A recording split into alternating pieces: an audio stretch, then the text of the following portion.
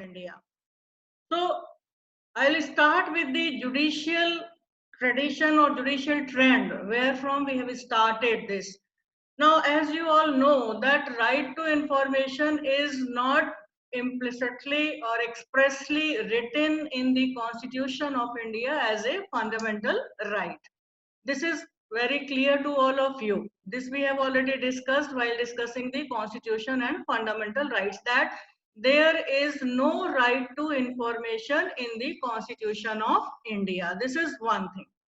But how come this right to information has found the constitutional roots? This is important. And we find that Article 19 of the Constitution, which is consisting of the various freedoms, and the very first freedom that speaks of the freedom of speech and expression. That speech and expression is basically extended and expanded by the judicial interpretation by the judiciary, by the Supreme Court in a number of cases, and to the extent that now we have housed, or the judiciary has housed, this fundamental right 19(1)(a) to expand and to include right to information within its system. Now, the point is that what are those cases through which the judiciary has interpreted right to information under 19(1)(a)? So first of all, we must know as to what is right under Article 19(1)(a). This is simply freedom of speech and expression. Why do we need speech and expression right as a fundamental freedom? Why we have put this in the part 3rd of the Constitution? Simply because this is the basic liberty, or this is the basic freedom of every individual. A person who is born must be given this opportunity, this freedom, this liberty to hear the other person. And only then, when once we know the things, once we have the information about the things, only then we can speak something, we can express ourselves. Without knowing the thing, without having the information about the thing, we cannot speak, we cannot express ourselves. So this is very first requirement of exercising the first freedom, that is 19(1)(a), freedom of speech and expression, so that there must be a correlative, and that is to have the information, to have the right to know. This is the basic idea when it was decided by the Supreme Court in a number of cases. But before going into the details of that, first of all, we must know as to what are those cases in which the Supreme Court has considered this right to information as a part of freedom of speech and expression. First of all, we should go back to 1950s case, that is of Romesh Thapar versus State of Madras. Romesh Thapar versus State of Madras, that was the first case, wherein we can find the roots that the Supreme Court has started saying that freedom of information or right to know is a part of freedom of speech and expression. Speech, you simply know that what we speak, that comes under the speech. However, the expression is a wider term. Expression, that means you can express yourself through various ways, by painting, by art, by music, by various other methods through which you can express. Speech, you can speak. So this speech and expression collectively make a fundamental right under Article 19(1)(a) of the Constitution. So in Romesh Thapar was a case wherein for the first time the Supreme Court said that this freedom of speech and expression is expanded so as to include the right to know. Right to know what? Right to know the other things. Because this is the case where is the Maintenance of Public Order Act of 1949 that was imposing a ban. Ban on what? Ban on the circulation of the petitioner's journal. Romesh Thapar,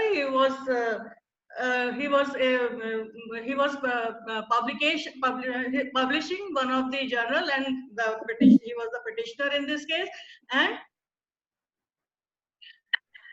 in that case that was banned under the Maintenance of Public Order.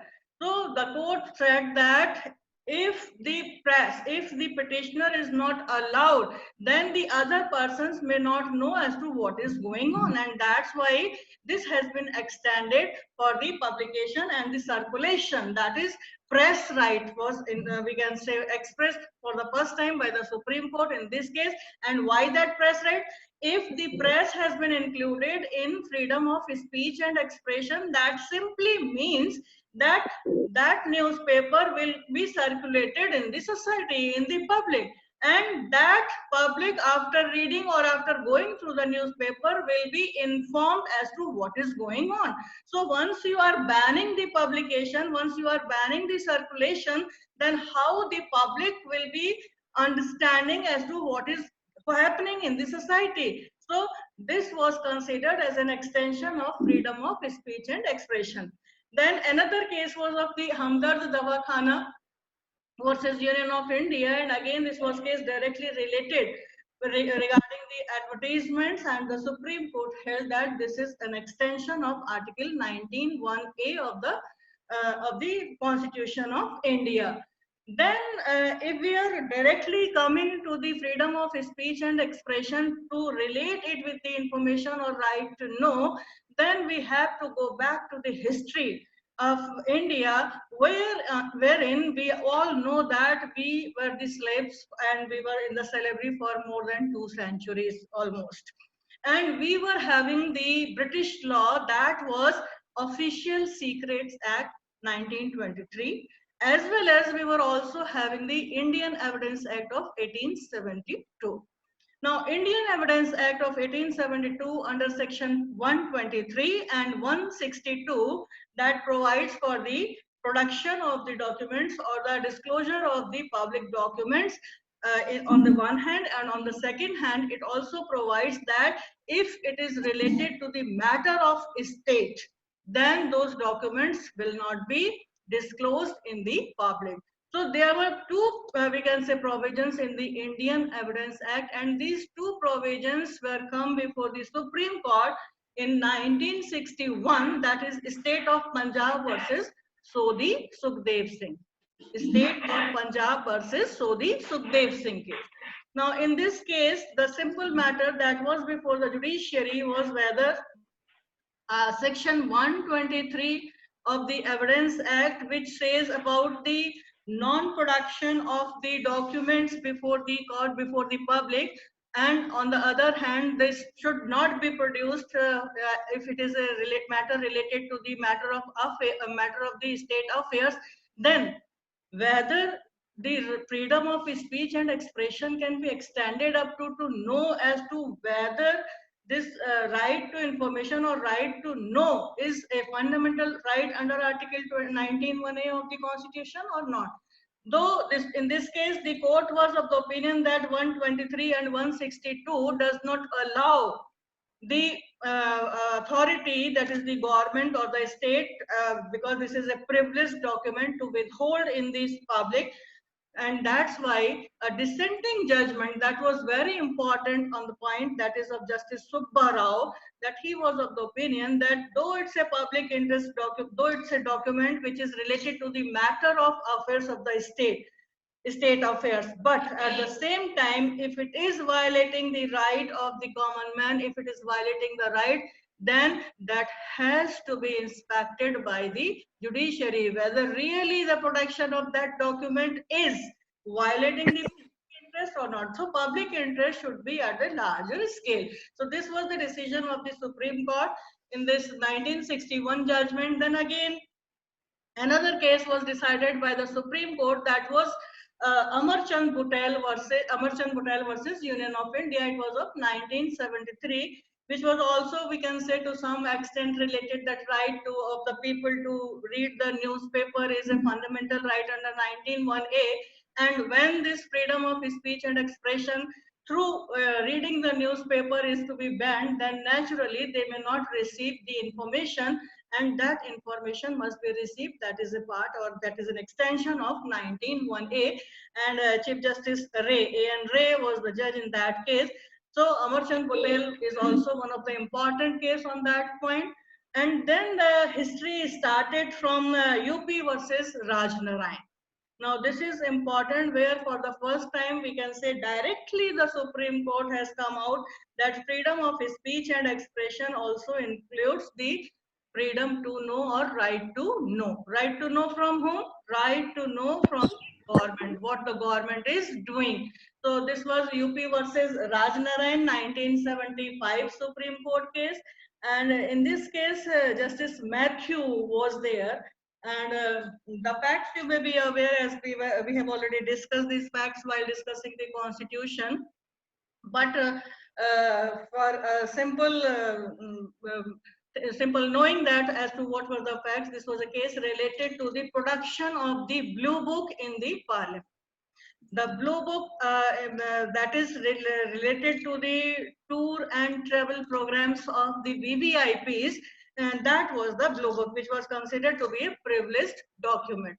Now, in that case, UP versus Rajnarayan, the election of Mrs. Indira Gandhi, the then Prime Minister, was challenged, and for that purpose, the blue book was sought to be produced in the court of law, and the government simply hold that this is a privileged document and this cannot be produced in the court of law.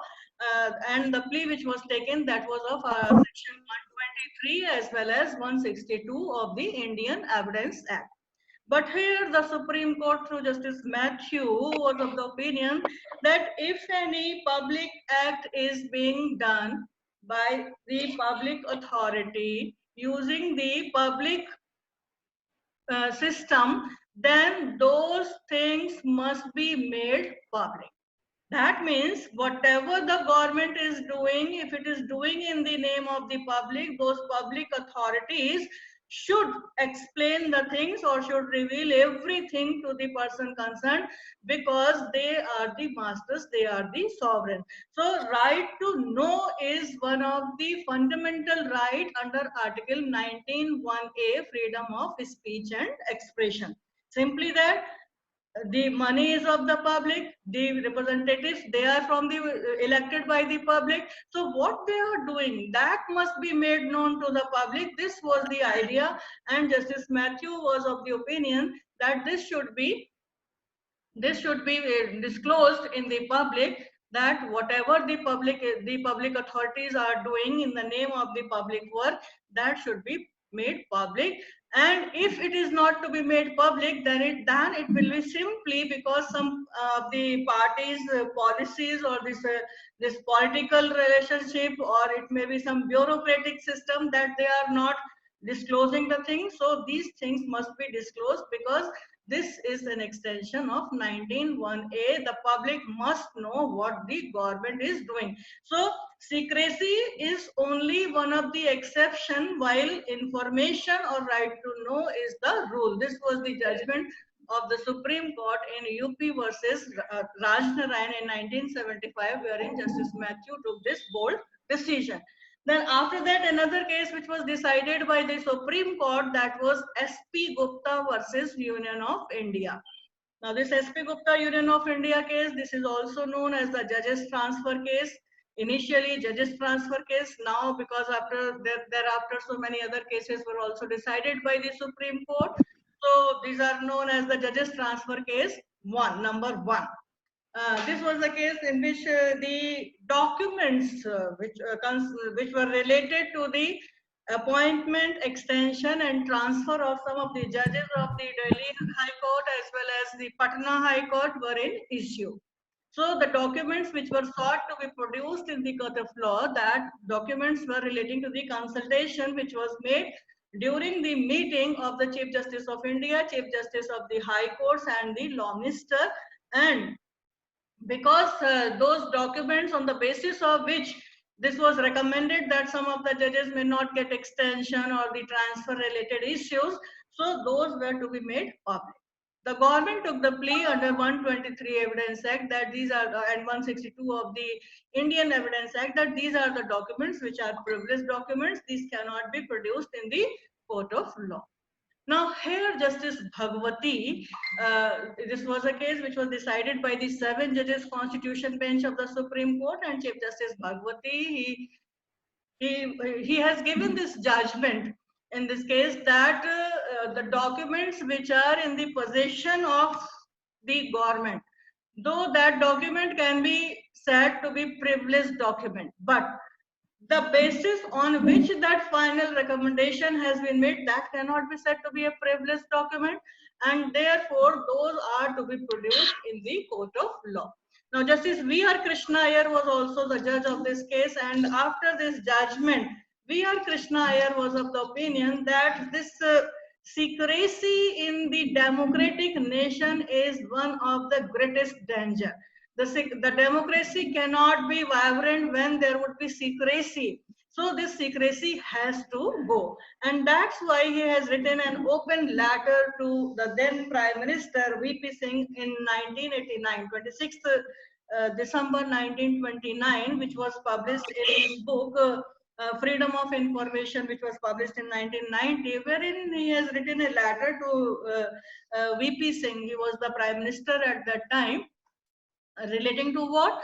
Relating to that, there were two issues mainly. One, that the government must come up with the Freedom of Information Act. The secrecy should go and freedom must come. So first of all, he has written that in a democracy, a largest democracy, Freedom of Information Act must be enacted. This is one. And the second point was that he has written that any law which is related to the secrecy, any law which violates the freedom, any law which makes an we can say hurdle or obstacle on the right to information, that all should be repealed. Simply has given the name of the Operation Scavenge. Scavenge, you know that the scavengers who are put in the safai work, etc. So he said that this should be known as the Operation Scavenge, and all the laws which are related to the secrecy, which are related to Official Secret Act, like these acts, so these are to be repealed once and for all, so that India can have a good democracy, and democracy can be seen by the public, by the citizens of this country. And that's why this letter, when it was written to VP Singh in 1989, December 26th, after that, we find that nothing was done by the parliament, no law has been passed. And then on the other hand, another movement was going on in Rajasthan, that is MKSS, Mazdoor Kisan Shakti Sangathan. And through that, we can say Sangathan, they have started movement and dharnas regarding the right to information in Rajasthan. There was one place, that is Dev Dungri, and they started in 1987, and we can say there are three active members. One was the former IAS officer, that is Aruna Roy. Another one,